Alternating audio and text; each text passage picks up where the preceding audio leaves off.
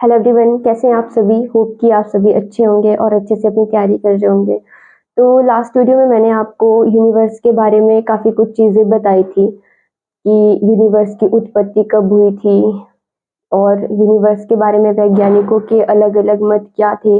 Geocentric theory किसने दी थी, heliocentric theory किसने दी थी, और डिस्टेंस मेजर करने के लिए हमारे पास 3 यूनिट्स थी। हमने वो सब कुछ लास्ट वाली क्लास में डिस्कस कर लिया था। तो आज की वीडियो में हम सोलर सिस्टम डिस्कस करने वाले हैं।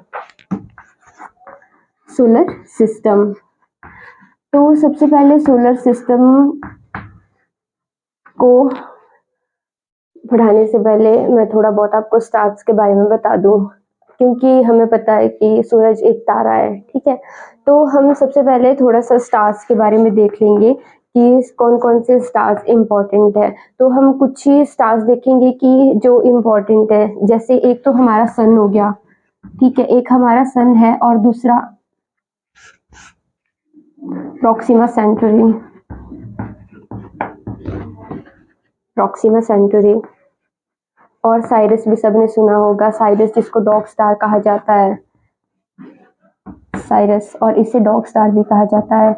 और पोल स्टार मतलब कि ध्रुव तारा, पोल स्टार।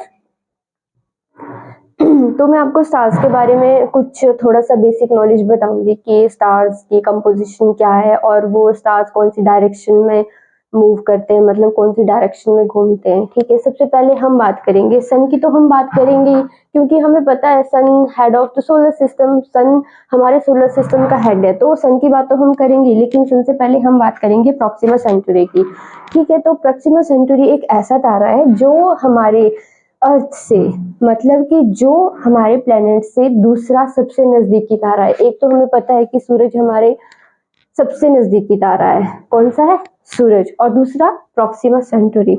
और साइरस की बात करेंगे तो साइरस एक बहुत ही चमकीला तारा है, रात में दिखने वाला सबसे चमकीला तारा साइरस है। इसको डॉग स्टार भी कहा जाता है। ये क्या है, सबसे ब्राइटेस्ट स्टार,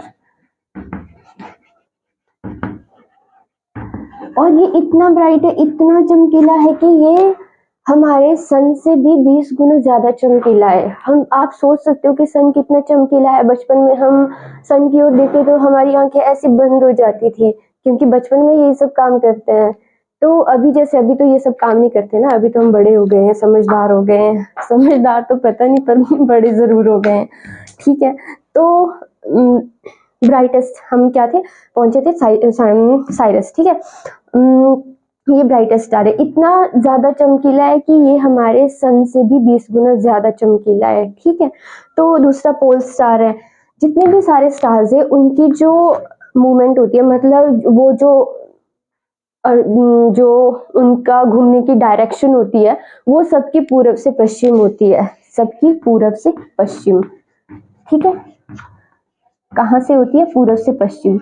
लेकिन अब आप सोच रहे हो लेकिन क्या, जब बता तो दिया पूर्व से पश्चिम है, लेकिन आपको याद रखना है पोल स्टार, जो ये पोल स्टार है वो पूरब से पश्चिम ना घूम करके ये पश्चिम से पूरब की ओर घूमता है। हमने क्या देखा, हमने देखा कि सभी स्टार पूरब से पश्चिम की ओर घूमते हैं, सन, ठीक है। और सन पूरब से पश्चिम की ओर, पता है हमें, पूरब से पश्चिम ओर घूमता है ना, उगता भी पूरब में है, पूरब से है। तो इनका जो घूमने की डायरेक्शन है सबकी, एक्सेप्ट पोल स्टार, सबकी पूरब से पश्चिम है, लेकिन ये पश्चिम से पूरब की ओर घूमता है, ठीक है। और दूसरी बात हम देखेंगे इनकी कंपोजिशन की, स्टार्स में कौन, मतलब कि किस किस से मिलकर के बना होता है, ठीक है। तो थोड़ा सा हम वो भी देखेंगे, जैसे कि स्टार्स में होता है हाइड्रोजन, दूसरा इसमें होता है हीलियम, हाइड्रोजन, हीलियम, और कुछ अन्य गैसेस भी होती है, अदर गैसेस, अदर गैसेस, ठीक है। हाइड्रोजन 71% और हीलियम 26.5% और अदर गैसेस 2.5%, ठीक है। हमने क्या क्या देखा, अभी थोड़ा सा हम रिवाइज कर लेते कि हमने क्या क्या देखा, ठीक है। प्रॉक्सिमा सेंटरी, प्रॉक्सिमा सेंटरी सबसे ज्यादा नजदीकी तारा है सूरज के बाद, यानी कि सन के बाद दूसरा सबसे नजदीकी तारा है। और फिर हमने देखा डॉग स्टार यानी कि साइरस सबसे ज़्यादा चमकीला, इतना चमकीला कि सूरज से भी 20 गुना ज़्यादा चमकीला है। फिर हमने देखा ध्रुव तारा, ये पूरब से पश्चिम की ओर ना घूम करके ये पश्चिम से पूरब की ओर घूमता है। फिर हमने देखा कंपोजिशन हाइड्रोजन 71% है और हीलियम 26.5% है, और दूसरा बाकी जो भी अन्य गैसेज है, दूसरी गैसें हैं मतलब कि अदर गैसेज, उसमें 2.5% है। ठीक है, तो अब हम आते हैं अपने सोलर सिस्टम पर। ये थोड़ा सा मैंने इसलिए बताया क्योंकि हमारा सूरज भी एक तारा है, तो इसलिए ये बताना थोड़ा सा जरूरी था। ठीक है, और ये कुछ इंपॉर्टेंट चीजें आती भी है, जैसे कि ब्राइटेस्ट स्टार कौन सा है और हमारे पास में कौन सा अल्फा सेंचुरी, काफी कुछ चीजें आती भी है इसमें से। तो हम बात करेंगे सोलर सिस्टम की। ठीक है, सोलर सिस्टम क्या है? सोलर सिस्टम जैसे कि हमारा सन है, ठीक है, हमारा सन है और सन के चारों ओर जितनी भी सेलेस्टियल बॉडीज घूमती है, सेलेस्टियल बॉडीज कौन सी, यानी कि कौन सी खगोलीय पिंड, प्लैनेट, एस्ट्रॉइड्स, जितना भी सारा कुछ है वो सारा कुछ हमारे अर्थ के अराउंड रिवॉल्व करते हैं। ठीक है, मतलब कहने का मतलब है कि सूरज यानी कि सूर्य और जितने भी खगोलीय पिंड हैं जैसे कि ग्रह, उपग्रह, एस्ट्रॉइड्स, उल्का पिंड मतलब धूमकेतु वगैरह, वो सारे कुछ जो भी है उनसे मिलकर के सोलर सिस्टम बनता है। तो हमें पता है ये हमारा सन है, ये सन है। ठीक है, ये हमारा सन है। सन क्या है? सन हमारे सोलर सिस्टम का मुखिया है, यानी कि हेड ऑफ द हाउस। जैसे हमारे घर में पापा या दादाजी होते हैं, वैसे ही सोलर सिस्टम के का हेड हमारा सन है। ठीक है, और इसके अराउंड 8 प्लैनेट्स वो रिवॉल्व करते हैं, और एस्ट्रॉइड्स वो सब आगे पढ़ेंगे कि 8 प्लैनेट्स कौन कौन से हैं, तो वो सब हम नेक्स्ट क्लास में देखेंगे। लेकिन अभी बात करेंगे हम पहले सन की। तो सन के बारे में कुछ इंपॉर्टेंट चीजें जान लेते हैं। सबसे पहले तो हम इसकी कॉम्पोजिशन ही देख लेते हैं, क्योंकि कॉम्पोजिशन हमने स्टार्स की देखी थी। स्टार्स हमारे पास सन स्टार है, तो इसमें भी सेम वही रहेगा कि हाइड्रोजन 71% है और अदर गैसेस 2.5% है, हीलियम 26.5% है। तो वो सब इसमें भी रहने वाला है क्योंकि सन भी एक स्टार है। तो जैसे ये सन है, सन से पहले हम थोड़ा सा गैलेक्सी के बारे में देख लेते हैं, क्योंकि हमने लास्ट क्लास में देखा था कि हमारी गैलेक्सी का नाम क्या है? मिल्की वे गैलेक्सी है, और ये हमारी गैलेक्सी का सेंटर पॉइंट है। और इसी गैलेक्सी के चारों ओर हमारा सन मतलब कि एक तारा है और ये सन है, ये घूमता रहता है, ये रिवॉल्व करता रहता है। जैसे अर्थ सन के चारों तरफ रिवॉल्व, चारों ओर रिवॉल्व करते हैं, इसके अराउंड मूव करती है, वैसे ही ये गैलेक्सी के अराउंड मूव करता है। तो सन है,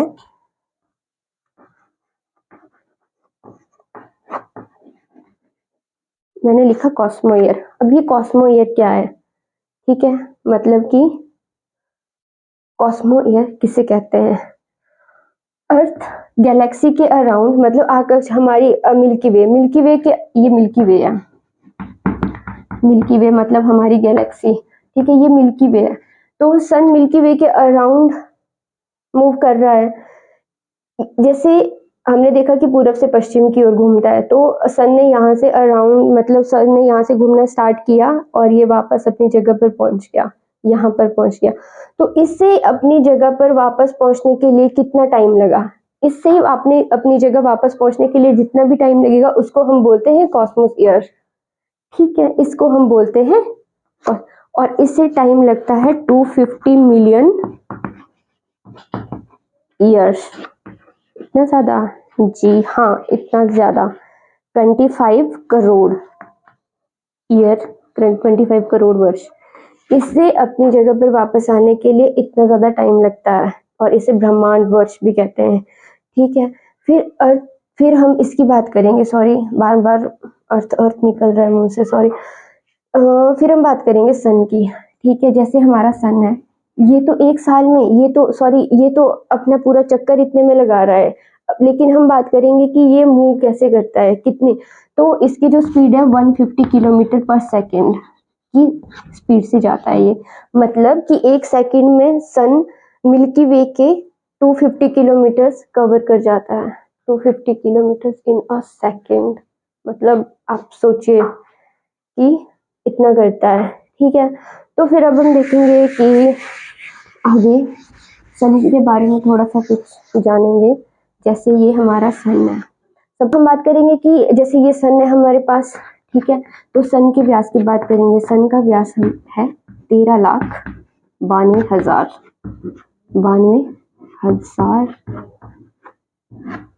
किलोमीटर, ठीक है।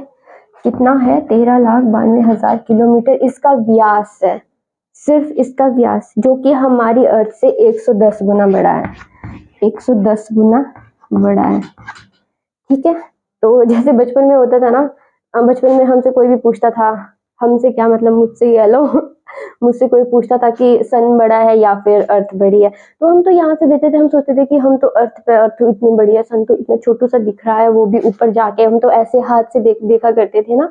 तो सन तो इतना, मतलब कि इतना छोटा है, हम ऐसे सोचते थे। लेकिन अब हमें पता है कि अब हम बड़े हो गए ना, तो अभी हमें पता है कि हाँ क्या है, सन बड़ा है और अर्थ छोटी है। तो इसका व्यास 110 गुना बड़ा है।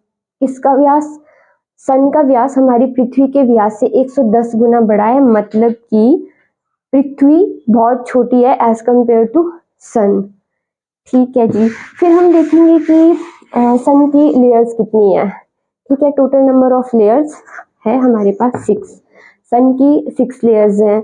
और कौन कौन सी देखेंगे हम। ये अंदर वाला पार्ट है, इसको कोर कहते हैं, सबसे अंदर वाला। ये काफी बार क्वेश्चन आता है कि सन का जो भीतरी भीतरी पोर्शन है, भीतरी भाग है, उसको क्या कहते हैं, है ना। Inner part of sun is called, आपके पास ऑप्शन दिया जाएगा, कोरोना, कोर, फोटोस्फीयर, क्रोमोस्फीयर, ऐसे करके आपके पास ऑप्शन दिया जाएगा। तो आपको याद रखना है कि ये कोर है। और second, third, fourth, fifth, sixth, ठीक है। ये हमने 6 लेयर्स बना दी। ये कोर है। सेकंड रेडिएटिव, फिर कॉन्वेक्शन, फोटोस्फीयर,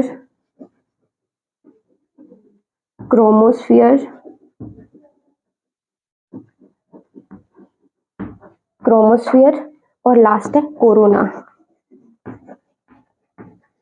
ये वो वाला कोरोना नहीं है, कोविड वाला कोरोना, ये सन वाला कोरोना है, ठीक है। 6 लेयर्स है, ये टोटल 6 लेयर्स होगी हमारे पास। इसमें ज्यादा आपको कुछ भी याद नहीं रखना है, बस इतना याद रखना है कि इनर पार्ट कोर है और इसका टेम्परेचर 15 मिलियन डिग्री सेल्सियस है। 15 मिलियन डिग्री सेल्सियस मतलब बहुत ज्यादा है, ऑब्वियसली बहुत ज्यादा है। हम तो 50 डिग्री सेल्सियस में मतलब टॉलरेट नहीं कर पाते हैं ना। 50 डिग्री सेल्सियस, ऐसे लगता है कि हम कहाँ आ गए। तो 15 मिलियन, तो आप सोच ही सकते हो कि कितना ज्यादा होगा। तो उसके बाद सबके अलग अलग टेम्परेचर है। ये तो इनर पार्ट का है ना, कोर का इतना 15 मिलियन डिग्री सेल्सियस है, फिर इसका अलग है, इसका अलग है, फोटोस्फीयर का अलग है, सबका अलग अलग है। लेकिन हमें इतना ज्यादा डिटेल में जाना नहीं है, क्योंकि फोटोस्फीयर जो हम यहाँ से मतलब देखते हैं, सन का जो पार्ट विजिबल होता है वो फोटोस्फीयर है। और इसका टेम्परेचर मैं लिख लेती हूँ यहाँ पे, visible part of sun is photosphere, और इसका टेम्परेचर है 6000 डिग्री सेल्सियस, 6000 डिग्री सेल्सियस। और जो कोरोना और क्रोमोस्फीयर है, ये हमें सिर्फ तभी दिखाई देते हैं जब सूर्य ग्रहण होता है, जब यानी कि सोलर एक्लिप्स होता है, ये हमें सिर्फ तभी दिखाई देता है, कोरोना और क्रोमोस्फीयर, ठीक है जी। तो ऑलमोस्ट सारा कुछ कवर हो गया है। होप कि आपको वीडियो अच्छी लगी हो। आज हमने बस यही थोड़ा बहुत देखा। पहले हमने स्टार्स के बारे में देखा कि स्टार्स कौन कौन से थे, सबसे पास वाला स्टार कौन सा है, सबसे चमकीला स्टार कौन सा है, और ध्रुव तारा है मतलब पोल स्टार है, वो कैसे मूव करता है। उसके बाद हमने लेयर्स देखी, फिर हमने गैलेक्सी से कितनी दूर हमारा सन है, वो सब कुछ देखा। तो आई होप कि आपको वीडियो अच्छी लगी हो। वीडियो अच्छी लगी हो तो लाइक करें, चैनल सब्सक्राइब करें। Thank you.